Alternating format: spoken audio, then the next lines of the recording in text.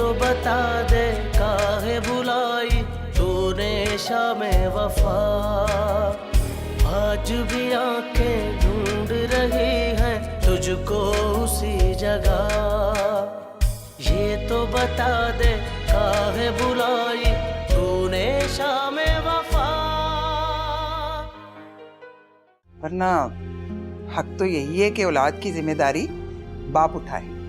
आप समझे, उसका बाप मर चुका, अब उसका बाप और उसकी मां मैं ही। अच्छा साम, मैं सोचूंगा। तू सोचेगा नहीं, तू करेगा। प्लीज यार, प्लीज तू ये कर सकता है। उसे इस वक्त किसी अपने की जरूरत है, उसे तेरी जरूरत है। अपने भाई का घर बसा दे, शादी की उम्र निकलती जा रही है मेरी। अरे बस कर, रहने दे, कहीं नहीं उम्र निकलती। मर्दों की उम्र का कुछ नहीं होता, उम्र निकलती जा रही है। जाओ तुम अभी यहाँ से। माहिया वे माहिया, ऐसा क्यों दिल का ये हाल है, दर्द का तुझसे सवाल है। तूने छोड़ा था जहां, दिल को तोड़ा था जहां। हम तो कल भी थे वहां,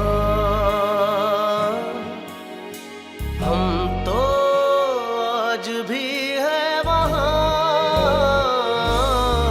माहिया वे माहिया, तूने ऐसा क्यों किया।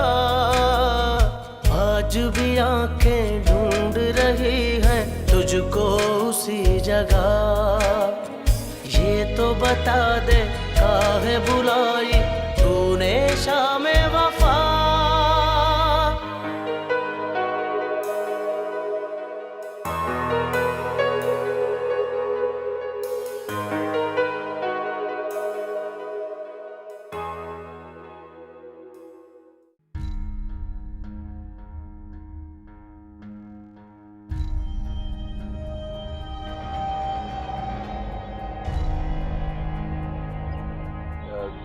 भाई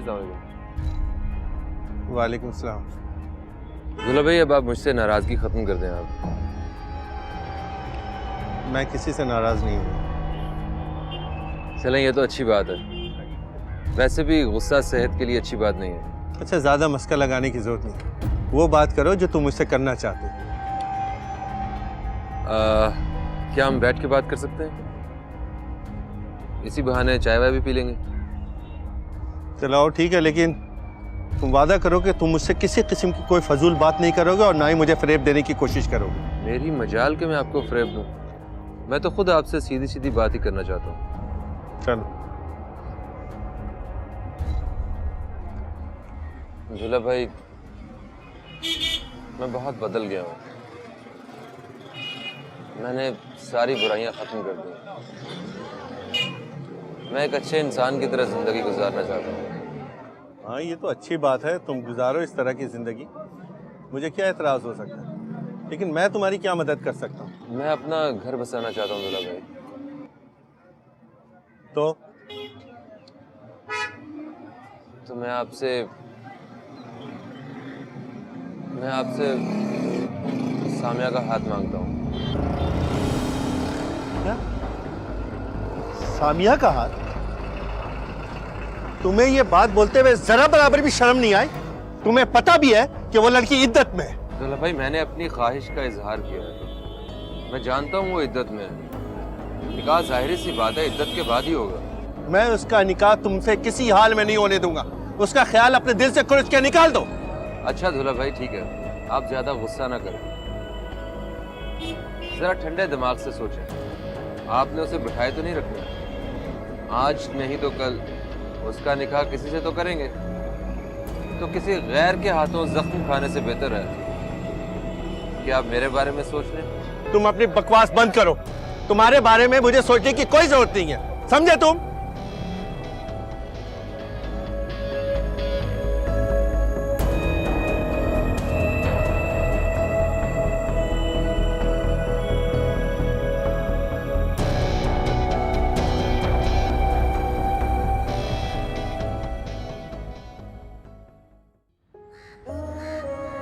अगर सामिया मुझ पर भरोसा कर सकेगी, मेरी हमदर्दी, मेरी दोस्ती, उसके गम का मदावा कर सकेगी, दोबारा से पुरअतमाद होकर जिंदगी की तरफ क्या लौट आएगी? कोशिश तो करनी चाहिए। बहुत अच्छी लड़की, उसे खुद को जाया नहीं करना चाहिए। मैं उसकी मदद करूंगा, जिया की खुशियों की खातिर, उसके बेहतर मुस्तकबिल के लिए मैं जाऊंगा।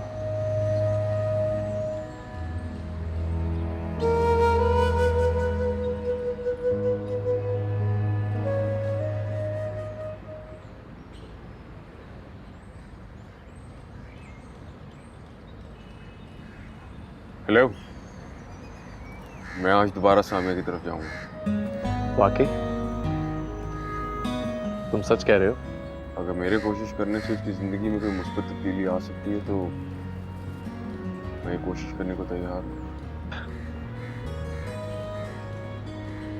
मुझे उम्मीद ही नहीं, यकीन था कि तुम मेरी बात नहीं टालोगे।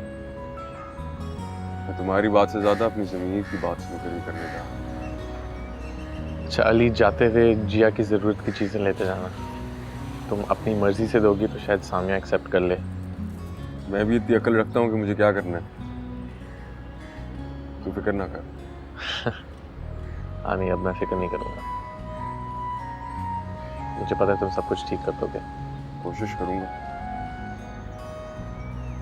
Thanks man, thanks. खुदा हाफिज़।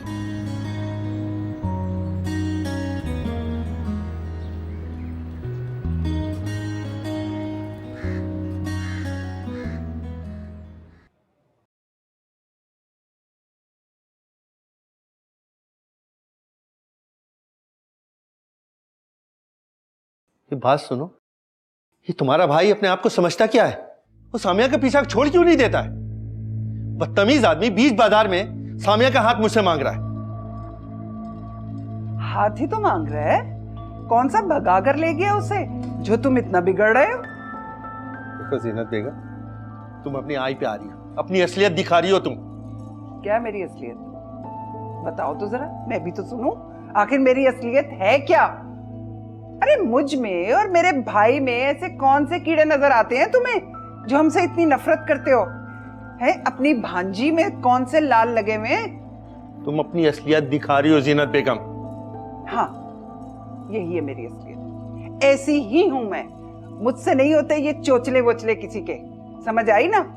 अगर उसने मेरे भाई के साथ शादी करनी है तो यहाँ रह सकती है, वरना अपना बोरिया बिस्तर समेटे और जाए यहाँ से।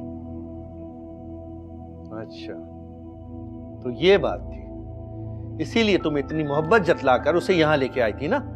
हाँ, यही है असल बात, और यही बात है मेरे दिल में। तुमने जो समझना है वो समझ लो। मैंने क्या समझना है जीनत बेगम, क्या समझना है?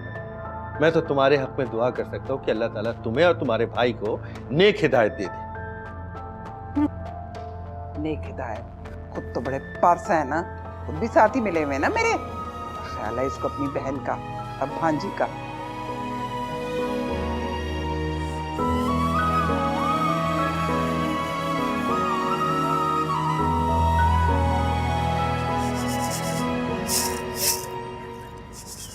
अरे अरे अरे बेटा, कहाँ जा रहे हो? आओ इधर आओ, बैठो। अस्सलाम वालेकुम जी। वालेकुम अस्सलाम। बेग साहब नहीं आए साथ? नहीं जी, वो जरा मसरूफ थे। अच्छा अच्छा, बैठो बैठो। मैं जिया से मिलने आया था। उसकी तबीयत खराब है बेटा, वो बीमार है। क्या मैं उसको डॉक्टर के पास लेकर जा सकता हूँ? मैं सामिया को बुलाता हूँ, वो बताएगी तुम्हें।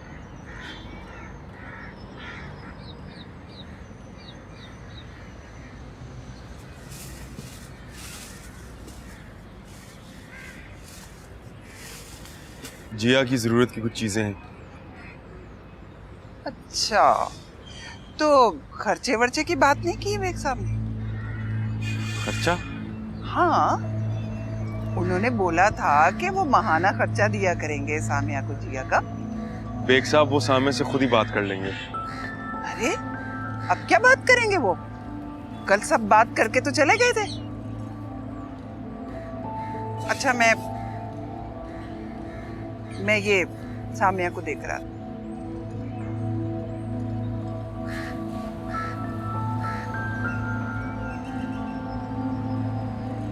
चाय पियोगे? नहीं जी, बहुत बहुत शुक्रिया। चलो कोई बात नहीं।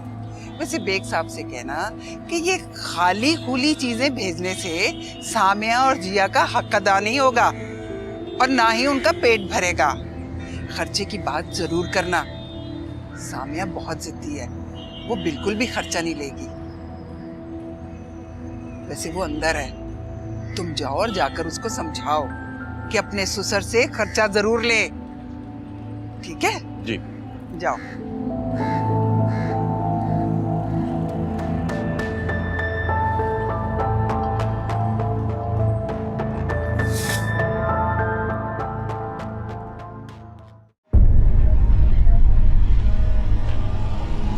ये तुम्हारे रोज रोज सामिया से मिलने का मकसद जान सकता हूँ मैं? किस रिश्ते से आते हो तुम यहाँ पे? हाँ, तुम्हारे सवाल का मकसद जान सकता हूँ मैं? लगता क्या हो तुम उसके? रिश्तेदार है वो मेरी, और ये मेरी बहन का घर है। जिम्मेदारी है वो हमारी। तुम्हारी जिम्मेदारी में इसकी जासूसी भी शामिल है? ओ बकवास बंद करो अपनी, और खबरदार यहाँ पे आइंदा आने की कोशिश की तो। मैं दोबारा आऊंगा, रोक सकते हो तो रोक लेना।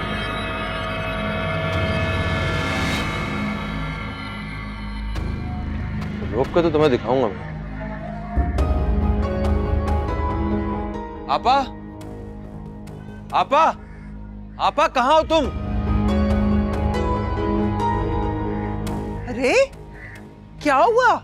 ये इतने बौखलाए हुए क्यों हो तुम? आपा, ये शख्स यहाँ क्यों आया था? कौन शख्स? वही शख्स जो अभी अभी यहां से गया है।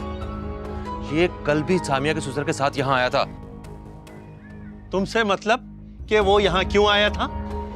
मुझसे मतलब? अरे मुझसे ही तो मतलब है दुल्हा भाई। मैं बिल्कुल भी बर्दाश्त नहीं कर सकता कि कोई भी शख्स मुंह उठा के सामिया से मिलने चला आए। बकवास बंद करो। तुम कौन होते हो सामिया की जिंदगी के मामलात में दखल अंदाजी करने वाले? मैं कौन होता हूं?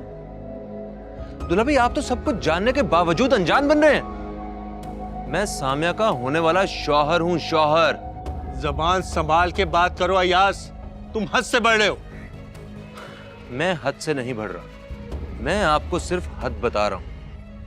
जीनत, इसको कहो ये यहाँ से चला जाए, वरना वरना क्या क्या दुल्हा भाई, क्या वरना? बस यहाँ बस करो ना। इस वक्त तुम चले जाओ यहाँ से। ये वक्त इन बातों का नहीं है। लेकिन आपा, मैंने कहा ना चले जाओ तुम। ठीक है, ठीक है, मैं चला जाता हूं, लेकिन आज के बाद मैं बर्दाश्त नहीं करूंगा कि कोई सामिया से मिलने आए।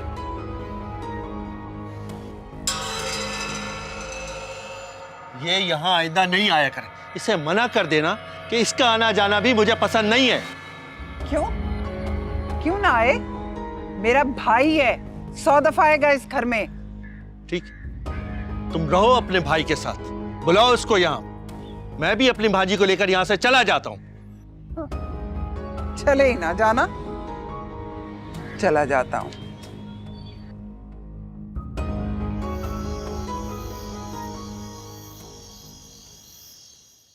यार ये अयाज तो वाकई बहुत बदतमीज इंसान है।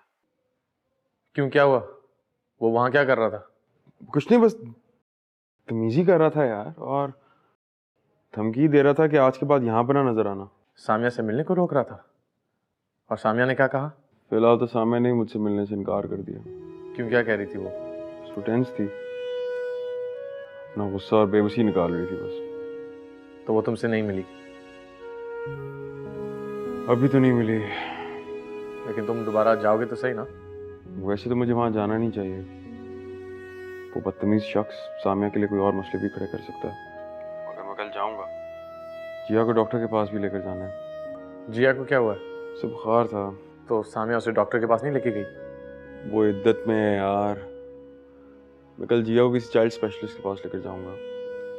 इद्दत? हाँ, इद्दत। तलाक याफ्ता औरत 3 माह तक किसी गैर महरम बंदे से नहीं मिलती। लेकिन अयाज भी तो वहां आता जाता रहता है। वो ना सिर्फ उसके लिए नामहरम है बल्कि एक बदकिरदार इंसान भी है। तुम फिर से सामिया के बारे में फजूल बातें मत सोचने लग जाना आसाम। वो एक मजबूर है, उसका और कोई ठिकाना भी नहीं। वो बेचारी कहाँ जाए, क्या करे? चलो इसका कोई हल निकालते हैं। ठीक है, हम कल बात करेंगे। ओके।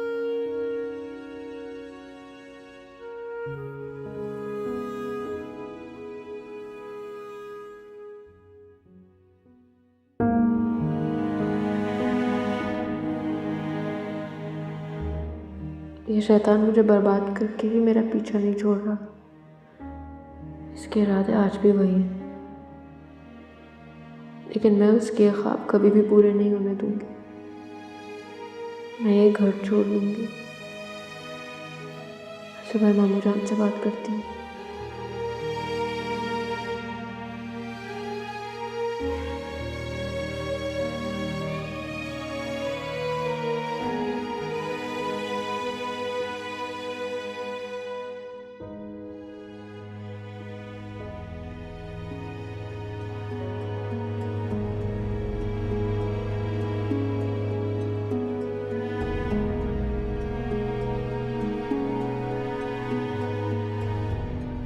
मामू, हाँ हाँ बेटा, खैरियत तो है ना?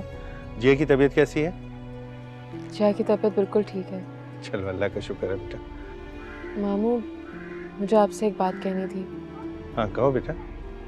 कल अयाज जो बातें कर रहा था मैंने सब सुन ली थी। उसे तो बकवास करने की आदत है, उसकी बातों से परेशान मत हुआ करो। अभी तुम्हारा मामू इतना कमजोर नहीं है कि तुम्हारी हिफाजत ना कर सके। खैर कमजोर तो मैं भी नहीं रही मामू, हालात ने मुझे सब जान बना दिया। लेकिन अब मैं कोई रिस्क नहीं लेना चाहती। मैं किसी हॉस्टल शिफ्ट होना चाहती हूँ। मेरी इद्दत पूरी हो जाएगी, फिर मैं कोई जॉब भी कर लूँगी। बेटा मेरे जीते जी तुम्हें किसी हॉस्टल या सेंटर जाने की जरूरत नहीं है। लेकिन अब मैं यहाँ नहीं रहना चाहती मामू। बेटा तुम परेशान मत हुआ कर, मैं तुम्हें खुद यहाँ रहने नहीं दूंगा। मैं किसी महफूज ठिकाने की तलाश में हूँ। इंशाल्लाह 2-4 दिन के बाद हम यहाँ से निकल लेंगे। मामू, आप भी मेरे साथ? बेटा तुम्हारे सिवा मेरा है कौन? तबस्सुम के बाद तो वही जिंदगी का सहारा हो तुम। बस 2-4 दिन मुझे दे दो, इंशाल्लाह अल्लाह हमारी मदद करेगा। फिर हम बाप बेटी यहाँ से चले जाएंगे। लेकिन मामू, हुमानी आपको मेरे साथ कैसे जाने देंगी? बेटा जाने तो वो तुम्हें भी नहीं देगी यहाँ से।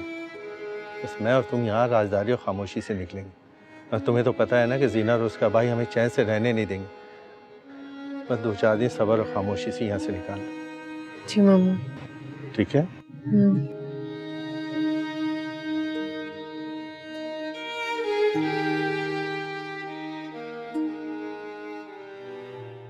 अरे क्या बात है, आज सुबह सुबह आप फोन पे लगे हुए हैं? नहीं फोन नहीं कर रहा हूँ, कुछ ईमेल्स देख रहा हूँ, लंदन से आनी थी, बहुत ज़रूरी ईमेल्स थी, वो चेक कर रहा हूँ। खैरियत तो है? कोई प्रॉब्लम तो नहीं? जब इंसान अपनी सीट पे ना हो तो प्रॉब्लम्स तो होती हैं। मैं यहाँ हूँ और वहाँ कई प्रोजेक्ट शुरू होने वाले हैं, देखो क्या होता है। मैं तो कहती हूँ हमें भी वापस चलना चाहिए। हसाम काफी बेहतर हो गया है, हालात से समझौता कर ही लिया उसने। सामने क्या बेहतर होना है, वो तो इंतहाई लाउबाली और जज्बाती आदमी है। एक काम कर लेता है फिर उस पर रोता रहता है और फिर कुछ अरसे के बाद भूल जाता है। तो अच्छी बात है ना, कम से कम जल्दी कॉम्प्रोमाइज तो कर लेता है। कॉम्प्रोमाइज क्या करता है, बस जब कुछ बाकी नहीं रहता तो रियलाइज करता है, वो भी वक्ती तौर पर। खैर छोड़िए इन सब बातों को, अब आप वापसी का सोचिए। बल्कि मैं तो कहती हूँ आप हसाम से भी कहें वो हमारे साथ ही चले। वैसे भी आप मलिक साहब के साथ बिजनेस तो रहा नहीं, वो अपना बिजनेस यहाँ से वाइंड अप करे, हमारे साथ चले। तैयारी वो करे जिसका बिजनेस है, हसाम से कहो तैयार हो जाए, लेकिन मैं जब तक सामिया और जिया के लिए कुछ कर नहीं लेता मैं यहाँ से नहीं जा सकता। सामिया के लिए क्या करना है आपने? वो सब जो मेरा फर्ज है, जिम्मेदारी है मेरी, वो कर लूं तो फिर चलूंगा।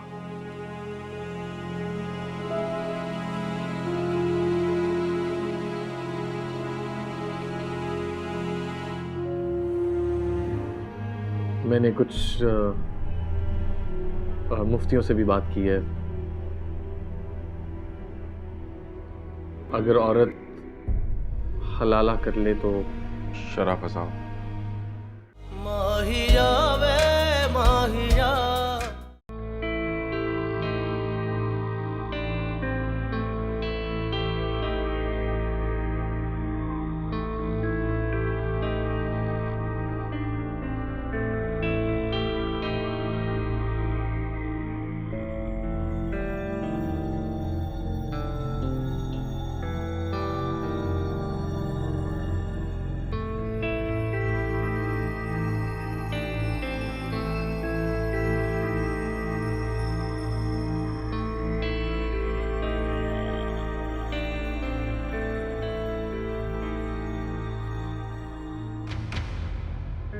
ये सामिया फिर अयाज के घर पर ही क्यों जाकर रही है?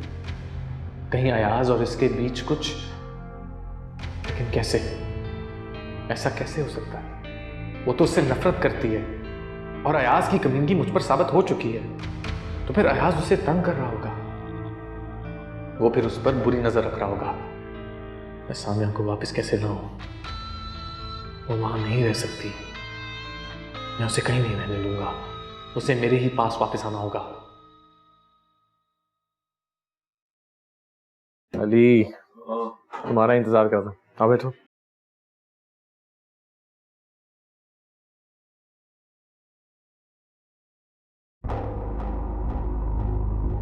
मैं किसी के बाप से नहीं डरती। मैं जाऊंगी और जरूर जाऊंगी और सीधी सीधी बात करूंगी। हैं? मैंने कोई यतीम खाना नहीं खोल रखा यहाँ पे। यहाँ बहुत दौलत नहीं है जो मैं सामिया और उसकी बेटी पे लौटाती फिरूं। तो कौन कह रहा है तुम सामिया के ऊपर खर्च करो? क्यों? तुम्हारे पास हैं पैसे? ये लो, शायद ये चंद हजार रुपए तुम्हारी लालच की आग को ठंडा कर सके। ये नोट कहां से आए तुम्हारे पास? जीनत बेगम, तुम आम खाओ, तुम्हें पेड़ गिनने से मतलब? ओहो, भांजी की मोहब्बत में इतने डूब गए कि मुझ पे रोब डालने लग गए। सारी जिंदगी तो तुमने कमाया नहीं, अब ये नोट कहां से आए? सारी जिंदगी तो मुझे बेकारी का ताना देती रही। अब ऐसा भी नहीं था कि मैंने सारी जिंदगी कुछ कमाया नहीं। हाँ, माल नहीं कमाया मैंने, लेकिन तुम्हें इज्जत की रूखी सूखी रोटी खिलाने के जितना कमाता तो रहा हूं मैं। इज्जत की रूखी सूखी, एक वक्त का खाना और 2 वक्त का फाका, यही कमाई थी ना तुम्हारी? लेकिन तुम सारी जिंदगी घी में तली हुई चीजें तो खाती रही हो ना। ये मत भूला जीनत बेगम कि मेरी बहन ने तुमको बहुत कुछ दिया जब तक वो जिंदा थी। अब तो मर गई ना। तो क्या अब तुम सामिया के ससुराल से बटोरोगी? वो तो मैं तुम्हें करने नहीं दूंगा जीनत बेगम। अगर तुमने वहां किसी से बात करने या राब्ता रखने की कोशिश की तो मुझसे बड़ा कोई नहीं होगा, समझी तुम? हाँ, समझी, बिल्कुल समझ गई।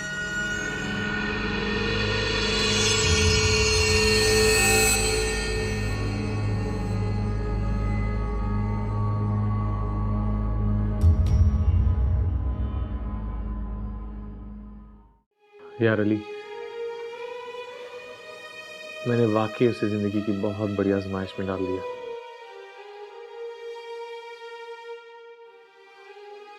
सख्तियों में धकेल दिया मैंने उसे। अब क्या हो सकता है आसाम? तुमने जो करना था वो तुमने कर लिया।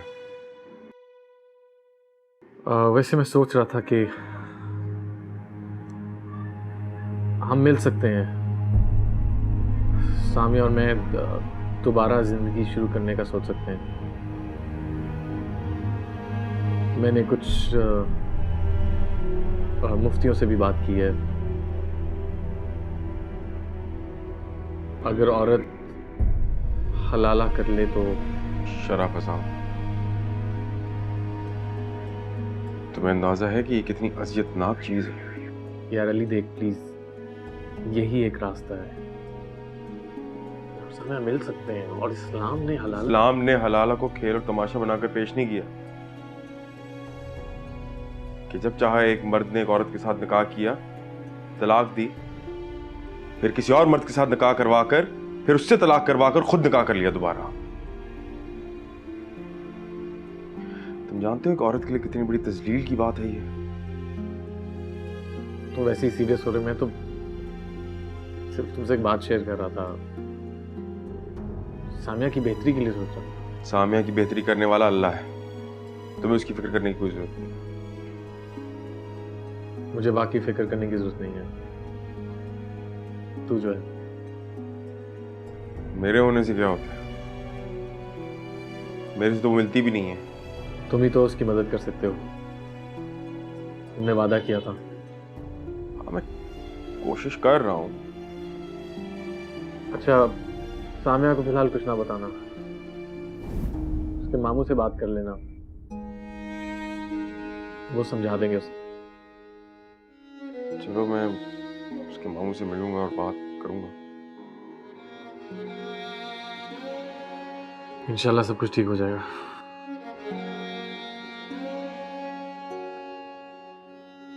चाय पियोगे? नहीं, कॉफी।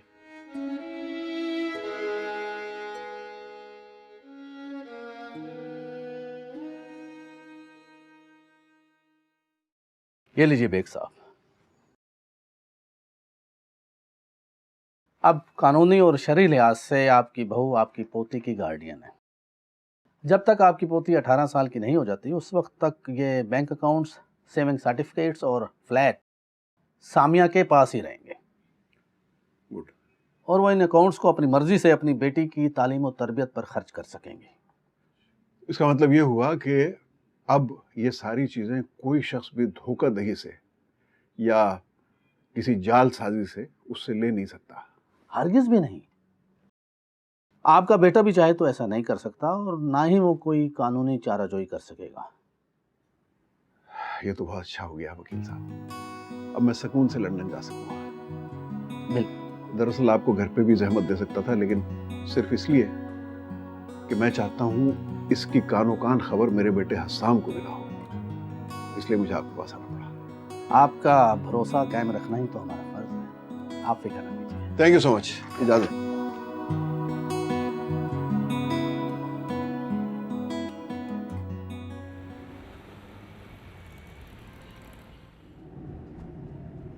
आज तो मैं सामिया की एक बात नहीं सुनूंगा, सख्ती करूंगा उस पर। इतनी भी जिद क्या? अगर वो जिद करेगी तो जिया की परवरिश कैसे होगी और खुद उसका गुजारा कैसे होगा? जी पागल है, खामखाई मुझसे भी नाराज हुई बैठी।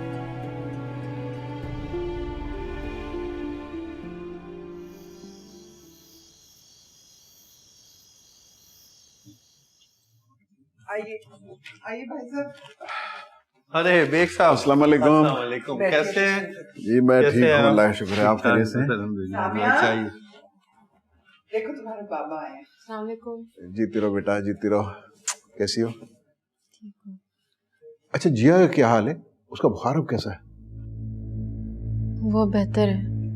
अरे कहाँ बेहतर है बेटा, सारा वक्त तो तुम घर के कामकाज में लगी रहती हो, ध्यान तो देती नहीं हो तुम, और वो बुखार में रहती है हर वक्त बच्ची। अच्छा तुम जल्दी से जाओ, उसे तैयार करो, हमें डॉक्टर के पास जाना है। मैं अली को फोन करता हूँ, डॉक्टर से अपॉइंटमेंट ले लेगा। बाबा वो ठीक है। ठीक नहीं है बेटा, उसको डॉक्टर को दिखाना बहुत जरूरी है। अब जैसा भाई साहब कह रहे हैं ना, उनकी बात पे अमल करो। जाओ जिया को तैयार करो, जाओ जल्दी से तैयार करो। जी बैठे हैं बेग साहब, बैठे। अब आप बैठ ही गए तो मैं चाय भी बना लाती। जी ठीक है, बना लो। बना लाइए।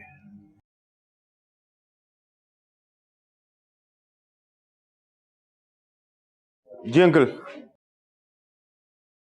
जी मैं बस निकल रहा हूं। जी अंकल, आप फिक्र ना करें, मैं फौरन हॉस्पिटल पहुंच रहा हूं। जी देखिए, बच्ची को चेस्ट इन्फेक्शन है और बहुत तेज बुखार भी है, और ये नमूनिया में भी तब्दील हो सकता है। इसलिए बेहतर यही कि बच्ची को हॉस्पिटल में एडमिट करा दें, क्योंकि जो केयर इसकी हॉस्पिटल में हो सकती है वो घर पे नहीं हो सकती। तो कैसे एडमिट कराना पड़ेगा? मेरा ख्याल है कि बच्ची के लिए यही बेहतर रहेगा। ठीक है डॉक्टर साहब, अगर ऐसा ज़रूरी है, इसे एडमिट कराना ही है, तो आप प्लीज़ इसे एडमिट करा लें और इसका इलाज शुरू करें। लेकिन मैं यहाँ कैसे रहूँगी? आप फिर क्या करें, मैं हॉस्पिटल पे रहूँगा। ठीक है, इन्हें ले जाए। आइए काउंटर पे चलते हैं।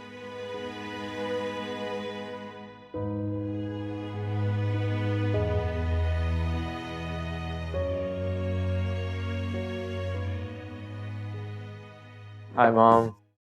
हेलो बेटा, कैसे हो? मैं ठीक, आप कैसी हैं? बिल्कुल ठीक, तुम बताओ। बस फिट फाट। डैड कहाँ है? पता नहीं, सुबह से गायब है। क्यों, ऑफिस नहीं आए? नहीं। ऑफिस नहीं आए? जरूर सामिया की तरफ गए होंगे। पता नहीं उन्हें इस लड़के से इतनी मोहब्बत क्यों है, हर वक्त उसी की फिक्र लगी रहती है। उन्होंने सामिया की तरफ जाना था। है जरा फोन कर कर पूछूं कहाँ गया फोन। इधर ही रहा।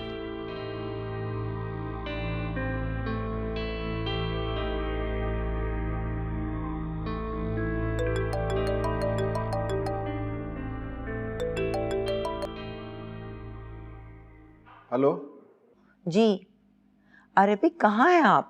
हम सब लोग परेशान हो रहे हैं। बस आ रहा हूँ, घर आ रहा हूँ यार। आखिर सुबह से कहाँ थे आप?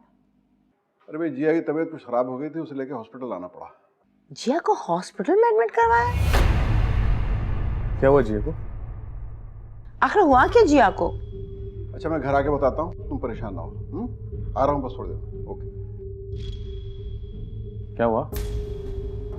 पता नहीं, कह रहे हैं कि घर आके बताता हूँ। मुझे पता था ये लड़की है ही लापरवाह किस्म की। ये कहाँ संभाल सकती है जिया को? तो क्या आप संभालेंगी मॉम? मैं तुम्हारे लिए एक अच्छी सी लड़की ढूंढकर तुम्हारी शादी कर दूंगी, जो तुम्हें भी और जिया को भी संभालेगी। जिया को जन्म देने वाली माँ आपको लापरवाह लग रही है? आपके ख्याल से वो उसे नहीं संभाल सकती? सौतेली माँ क्या संभालेगी? ऐसी बहुत सी लड़कियां हैं जो सगी माँ से बढ़कर संभाल लेती हैं बच्चों को। तुम फिक्र मत करो। उसकी अपनी दादी तो संभाल नहीं सकती, कोई और आके संभालेगी ना। रहने दे उसे उसके पास, वो संभाल लेगी।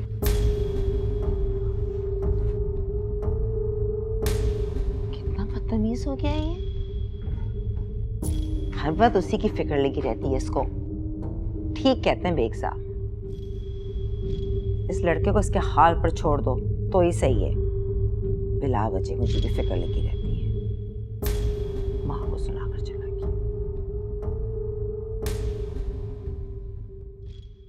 अरे वाह भाई वाह, तुम अच्छी माँ हो।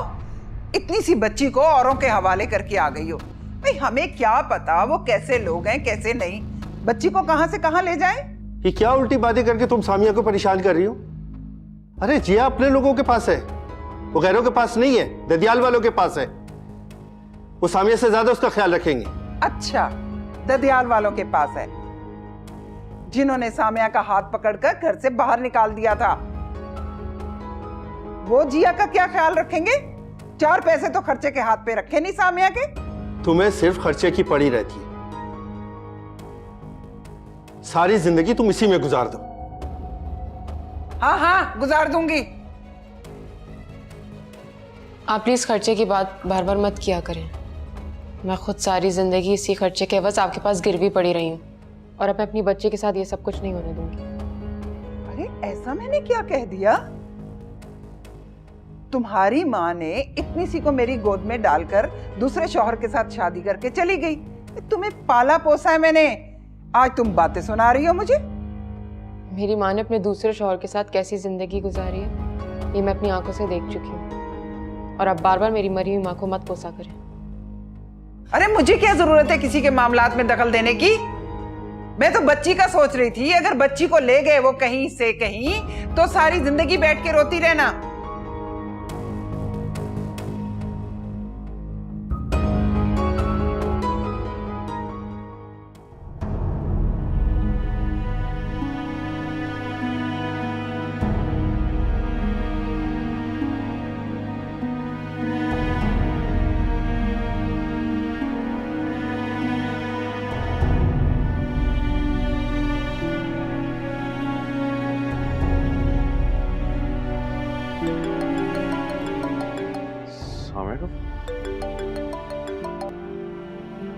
हेलो, वो मैं जिया का पूछ रही थी, वो रो तो नहीं रही ना? उसकी तबीयत ठीक है ना? नहीं नहीं, वो बिल्कुल भी नहीं रो रही। मैं अभी देख कर आया हूँ, वो मेडिसिन के असर में सुकून से सो रही है। मैं आपसे एक बात पूछूं? जी जी बोलिए। वो हसाम के घर वाले जिया को मुझसे छीन तो नहीं लेंगे ना? अगर वो उसको हॉस्पिटल से ही ले गए तो? आप ऐसा क्यों सोच रही हैं? ऐसा हो भी तो सकता है ना? नहीं नहीं, ऐसा बिल्कुल भी नहीं होगा।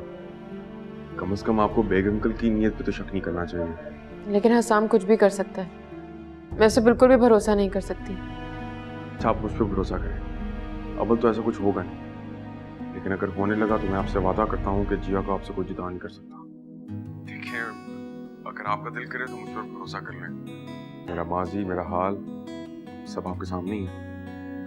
ठीक है, आप जिया का ख्याल रखिएगा। आप उसकी तरफ से बेफिक्र होकर सो जाएं, वो अब मेरी जिम्मेदारी है। Thank you. अल्लाह हाफ़िज़।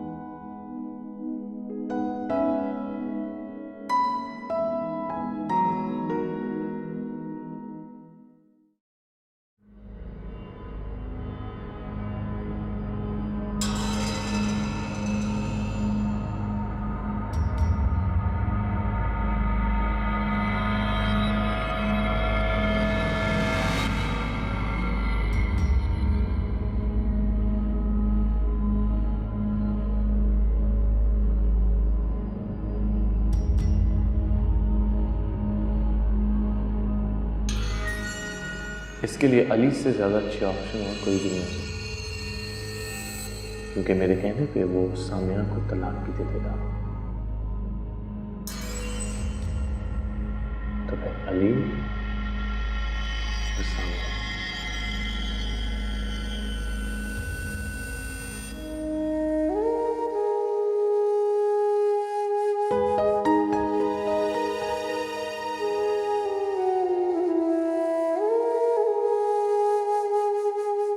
या अल्लाह, मेरी बेटी को जल्दी से एहतियात कर दे।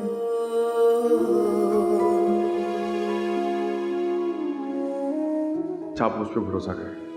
अव्वल तो ऐसा कुछ होगा नहीं, लेकिन अगर होने लगा तो मैं आपसे वादा करता हूँ कि जिया को आपसे कोई जुदा नहीं कर सकता।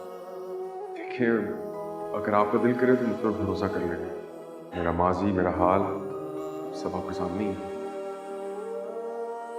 जानती तो मैं हसाम को भी थी, मगर फिर भी नहीं जान सकी। मेरे लिए तो बस मेरा अल्लाह ही काफी है।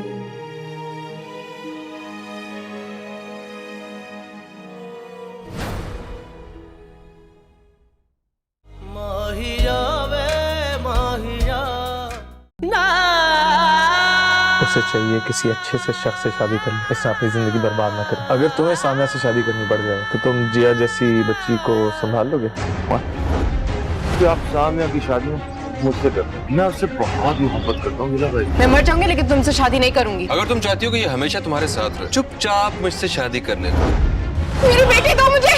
अगर मेरी बेटी को कुछ हुआ तो मैं किसी को नहीं छोड़ूंगा, ना अयाज को ना सामिया को। सामिया को तो तू वैसे ही जिंदा मार चुका है। माहिया वे माहिया, तूने ऐसा क्यों किया? आज भी आंखें ढूंढ रही हैं तुझको उसी जगह। ये तो बता दे काहे बुलाई तूने शामे वफा। आज भी आंखें ढूंढ रही हैं तुझको उसी जगह। ये तो बता दे काहे बुलाई